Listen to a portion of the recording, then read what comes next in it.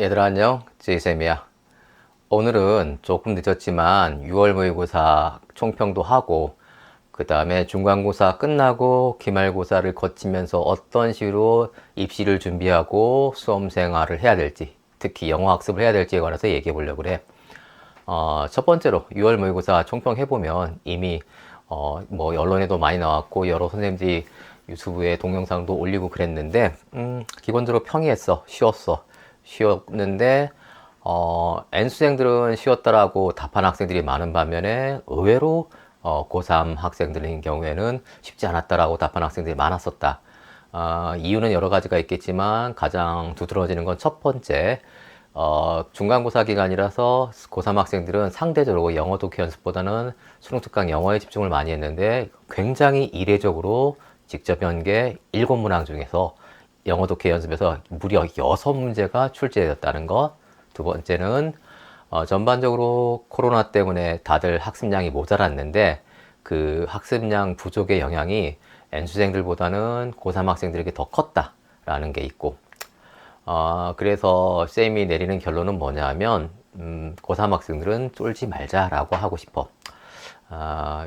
참, 이 영상은 물론 N수생들한테 필요한 팁도 또 있을 거야. 예를 들어 수험 활동이라든가 앞으로의 수능에 대한 예상 같은 것도 있지만, 특히 내가 요맘때 가장 많은 입시 관련 상담을 받는 학생들은 뭐 스카이를 노리는 학생들도 아니고 N수생들도 아니고 일반계 고등학교 인서울, 즉 중위권 학생들이 가장 문의를 많이 해요. 왜냐하면 스카이를 노리는 친구들, 뭐 N수생들은 이미 미리미리 준비가 다 잘 돼 있고 자기의 장단점이 뭔지 다 파악하고 있는데, 의외로 일반계 고등학교 3학년 인서울이 목표인 학생들 중에서는 지금 6월 말이고 중간고사가 끝난 이 시점에도 전략을 제대로 잡지 못하고 우왕좌왕하는 애들이 생각보다 많이 있다라는 거야. 자, 그래서 쌤이 첫 번째 6월 모의고사 끝나고 나서 아이들한테 쫄지 마라고 한 건 뭐냐 하면, 그 섣불리 예단해서는 안 되겠지만 고3 학생들한테 불이익을 주지 않기 위해서 적어도 극단적으로 어렵진 않을 거다. 비슷하거나 쉬울 수 있다라는 좀 평가가 아무래도 좀 많고, 게다가 그 뭐 비교과를 좀 덜 보겠다라는 얘기도 많이 나오고, 그런 관계로 이번에 아무래도 고3 학생들에게서는 영어 독해 연습이 가장 어려운데 그 영어 독해 연습이 가장 많이 나오는 바람에서 처음 보는 전공 모의고사 학력평가에서 너무 공포에 질려서 그것 때문에 기가 죽어서 할 필요는 없다라는 거야. 다만 그 6월 모의고사 평가는 여기까지고, 다만 쌤은 정시면 정시, 수시면 수시를 딱 잡아서 몰입해야지, 지금 이 시점에서 수시, 정시 병행 전략은 너무 어리석다라고 얘기하고 싶어. 여기서 또 오해하면 안 될 게, 쌤이 가장 많이 추천하는 전략은 수시에 치중하되 수능 최저 있는 학교를 노려라고 하는 거야. 그럼 쌤, 정시 보지 말라고 하면서 수능 최저 노리라는 건 모순이 아니야. 정시를 본다는 것은 수능 과목 전부를 다 잘 봐야 되지만, 수능 최저를 노린다는 것은 그 중에서 몇 개 과목, 네가 자신 있는 몇 개 과목의 점수를 보는 거야. 즉 지금 이 시점이 되면 네 스스로 뭘 잘하고 뭘 못하는지 알고 있어야 돼. 그리고 알고 있을 거야. 따라서 수능 최저 있는 그 학교를 집중적으로 노려야 되고, 왜 그런 이유 필요가 있냐면, 인서울도 다양하잖아. 그래서 인서울 상위 11개, 15개까지는 그래도 특목 자사고 애들이 원서를 쓰거든. 그럼 어떤 일이 벌어지냐면 합격자 평균 점수하고 합격자 최저 점수하고 격차가 벌어지는 경우가 꽤 있어. 그래서 좀 뭐랄까, 약간 적어도 수치상으로는 내가 약간 상향 한번 해볼까 뭐 이런 생각이 들 수 있을지도 몰라. 그런데 인서울 중에서 진짜 상위 15개 대학 말고 그냥 수도권 소재에 있는 대학을 인서울로 여기고 노리는 학생들 있잖아. 그런 학교들은 정말 경쟁력이 너무 치열하기 때문에 뭐 합격자 평균 점수랑 최저 점수랑 큰 차이가 안 나. 이게 거의 붙어버려. 게다가 그런 학교를 쓰는 학생들의 공통점은 뭐냐면 다들 수능을 두려워해. 뭐 다들이라고 할 수 있겠지만 굉장히 대부분. 따라서 만에 하나 이게 언론이라든가 뭐 블로그라든가 카페 같은 데가 보면 수능 최저 없는 학교 이렇게 리스트가 있잖아. 너만 그런 데를 찾는 게 아니고 거기를 찾는 학생들이 너무 많기 때문에 그 학교는 정말 경쟁률이 너무 심하다. 따라서 네가 전략적으로 수능 최저 여기 수능 최저 2개를 노리겠다, 3개를 노리겠다, 뭐 이런 식으로 해가지고 정확하게 전략을 갖고 하면 그래도 부족한 시간에서 유리한 고지를 선점할 수 있다라는 얘기를 해주고 싶고, 그 다음에 적성하고 논술 얘기를 가끔 이제 문의를 하는데, 일단은 쌤은 적성이랑 논술을 가르치지 않기 때문에 직접적으로 게다가 어디 연계되어 있는 것도 아니고 관련은 없어. 그런데 적성과 논술을 고민하는 것도 전략 중에 하나인 게 분명해. 다만 적성인 경우에는 아무래도 선호도가 떨어지는 대학들이 많을 거고, 그 다음 대부분은 적성인 경우에는 대부분 수능 최저가 없는데, 아마 고려대 세종과 평택대 간호학과인가 그 정도가, 그 두 학교는 그래도 적성고사 보는 학교 중에서는 되게 선호도가 높은 대학이긴 하지. 그런 데서는 수능 최저가 있잖아.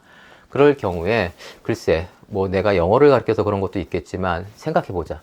수능 최저 맞추기에 가장 쉬운 과목이 뭐니? 영어 아니니?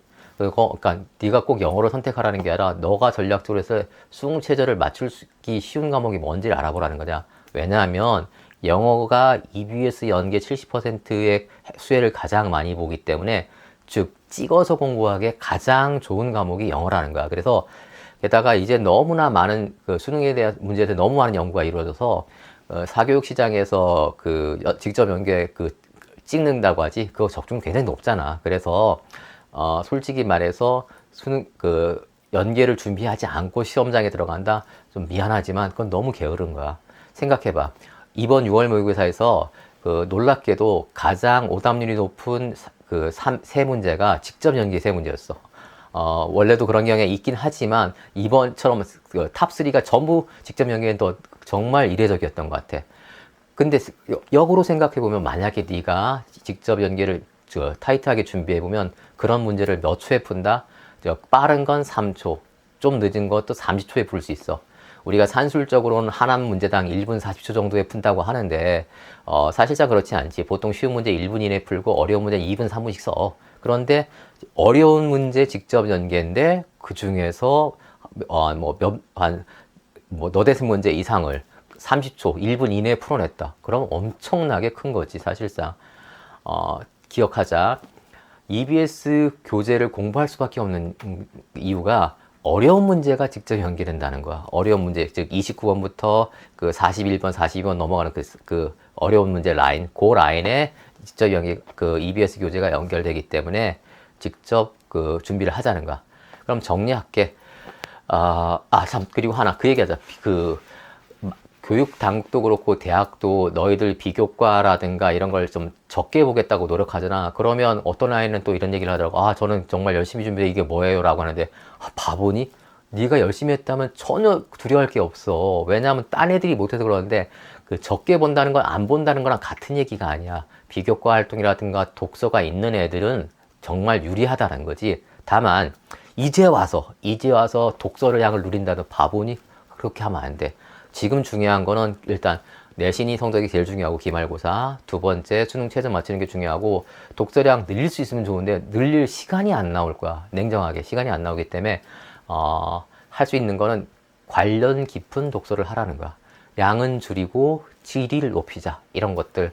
역시 그리고 이건 일종의 팁이긴데, 너 혼자 독서량 정하지도 말고 각 교과 과목 선생님하고 상의해서 얘기하고, 그래서 하다못해 세특에 한 줄이라도 쓸 수 있게, 연결할 수 있게 유도하는 거, 이런 것들은 뭐 디테일한 팁들은 글쎄 언젠가 다시 또 방송에 업로드 할 수 있을지도 모르겠다마는, 어쨌거나 지금 이 시점에서 중요한 거는 절대 정시, 수시 병행 전략은 안 돼. 그 다음에 고3이상이라면 기왕이면 수시에 집중하고, 그리고 수능 최저 전략을 수능 최저인 학교를 노리도록 하자. 그 다음에 EBS 연계 교재는 어떻게 한다? 찍어서 공부해야 된다. 찍어서 공부하는 게 부끄러운 게 아니라 현명한 거야. 지금 이 상황에서. 왜냐하면 이제는 너무 많이 노출되기 때문에 EBS 교재 전부가 똑같이 중요한 게 아니라 시험에 나올 만한 것하고 나오기 적은 것이 차이가 나. 그러면 시험에 안 나오는 거 버리나요? 아니지. 비연계도 있잖아. 시험에 안 나오는 거는 네가 비연계 교재를 따로 공부할 시간이 안 나기 때문에 배러 프레이징 연습, 그 다음에 어휘 연습할 때 그게 참 좋은 교재가 될 거야. 그래서 정리한다. 6월 모의고사 기죽지 말 것. 두 번째, 논술 적성 만약에 보겠다면 빨리 결정할 것. 아, 참. 문과 논술은 이제라도 준비할 수 있을 것 같아. 근데 이과 논술은 그건 좀 아니지. 그 다음 적성을 준비한다고 한다면 역시 학원을 알아봐라. 솔직한 심정으로. 그리고 다른 적성을 안 보겠다는 학생들은 수능 최저를 전략적으로 노려라. 다음 마지막으로 수능 연계고제 공부 방법은 당연히 찍어서 공부하는 걸 부끄럽게 생각하지 말아야 된다. 현명한 방법이다. 만약에 찍지 않는다는 건 어리석은 거다. 그렇다고 찍지 않은 나머지 파트를 버리라는 게 아니라 그 부분은 비연계 교재로 활용할 수 있게 수업 준비를 하자. 학습 준비를 하자. 이게 오늘의 결론이야. 그래, 조금 영상이 생각보다 길어졌다마는, 앞으로 기말고사, 여름방학, 짧은 여름방학, 자소 쓰고, 너한테 주어진 시간이 너무너무 적을 거야. 쓸데없이 독서 늘리지도 말고, 관련 독서를 줄이고, 그 다음에 EBS 연계교재 다 하려고 하지 말고, 찍어서 공부하고. 그래. 무식하게 공부하지 말고, 현명하게 공부하자. 이상, 찌에였습니다.